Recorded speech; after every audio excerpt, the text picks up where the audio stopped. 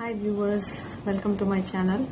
இன்னைக்கு vlogல ஒன்றும் பெருசாக இருக்க போகிறது இல்லை. ஏன்னா நான் 2 நாள் எதுவும் பெருசாக செய்யல. இனிமேட்டு வரப்போகிற டேஸ் எல்லாம் இந்த மாதிரி தான் இருக்கும்னு நினைக்கிறேன். ஏன்னா நீங்கள் நியூஸ் பார்க்குறீங்கன்னா உங்களுக்கு தெரியும், தினமும் 1500 அந்த மாதிரி தான் கேசஸ் ரிப்போர்ட் ஆகுது. ஸோ பயங்கர ஃபாஸ்ட்டாக கொரோனா பரவிட்டு இருக்கு.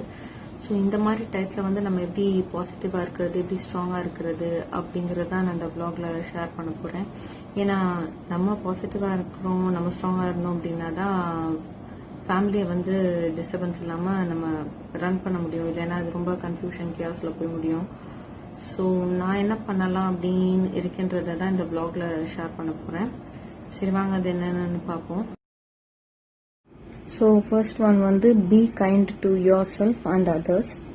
ஸோ யாரையும் ஹர்ட் பண்ணாதீங்க. எல்லாருமே இந்த டயத்தில் ரொம்ப டென்ஷனாக ஸ்ட்ரெஸ்ஸாக தான் ஃபீல் பண்ணுவோம். அது பெரியவங்களா இருந்தாலும் சரி, குழந்தைங்களா இருந்தாலும் சரி. ஸோ யாரையும் ஹர்ட் பண்ணாதீங்க. அதே மாதிரி உங்களை நீங்களே ஹர்ட் பண்ணிக்கிறாதீங்க. நம்ம இப்படி பண்ணாமல் போயிட்டோம், அப்படி பண்ணாமல் போயிட்டோம். ஸோ அந்த மாதிரி விஷயங்கள உங்களையும் ஹர்ட் பண்ணாதீங்க.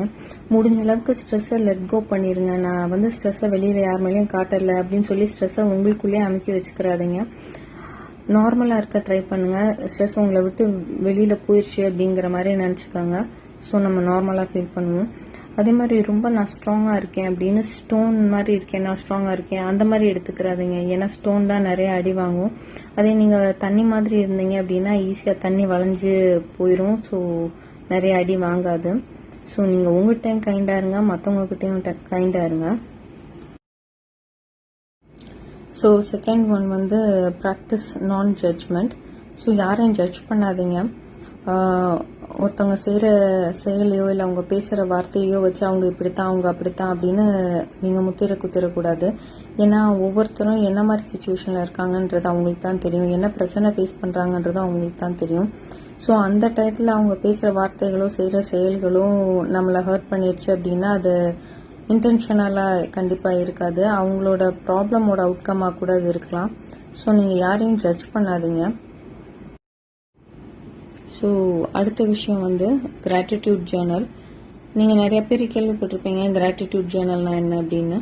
ஸோ அந்த டேல வந்து எந்த விஷயத்துக்கு தேங்க்ஃபுல்லாக இருக்கோமோ அந்த விஷயத்த ஒரு ஜேர்னலில் நோட் பண்ணிக்கிடுவாங்க. ஸோ அந்த விஷயத்துக்கு அவங்க ரொம்ப தேங்க்ஃபுல்லாக இருந்தாங்க அப்படிங்கிற மாதிரி தான் அந்த கிராட்டிடியூட் ஜேர்னல்.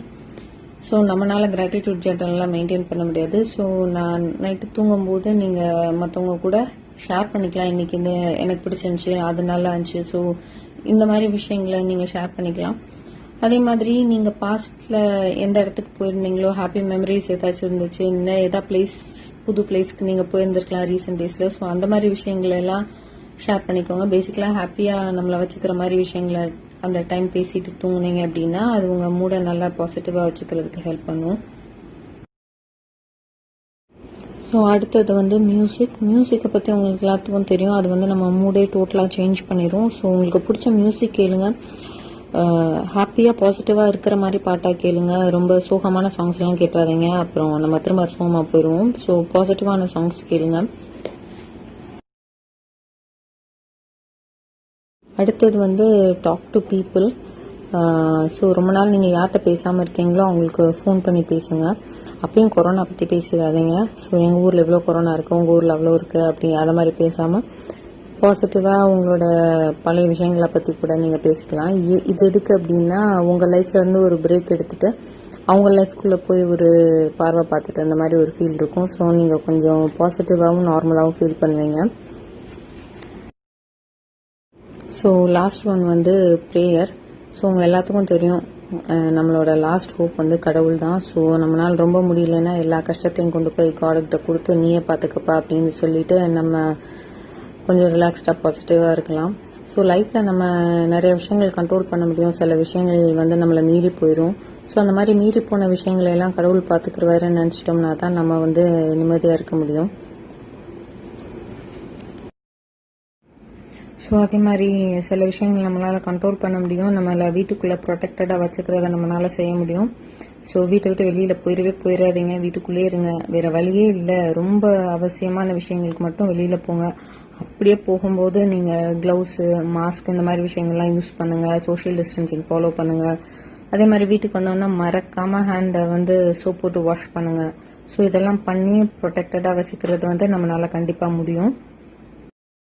ஸோ ரொம்ப காமாக நார்மலாக இருக்க ட்ரை பண்ணுவோம். நம்மளோட டே டு டே ஆக்டிவிட்டீஸை ஒழுங்காக செய்வோம்.